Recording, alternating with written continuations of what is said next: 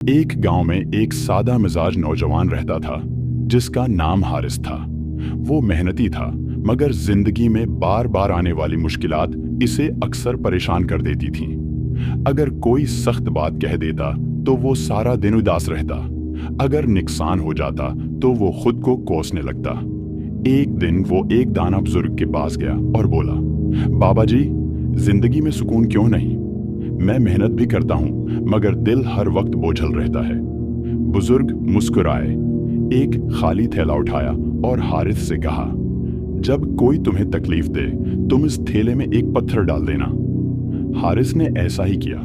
चंद दिनों में थैला भारी हो गया, उसे उठाना मुश्किल हो गया। वो दोबारा बुजुर्ग के पास आया और बोला, बाबा जी, ये थैला बहुत भारी हो गया है।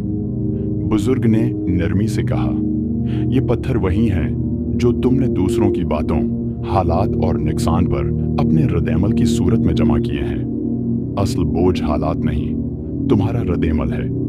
बुजुर्ग ने कहा, अगर कोई बात दिल पर न लो, अगर नुकसान पर सब्र करो, अगर मुश्किल में शिक्र सीख लो तो थैला हल्का रहेगा। हारिस को बात समझ आ गई। उसने सीख लिया कि हर बात पर रद्द-ए-अमल देना जरूरी नहीं।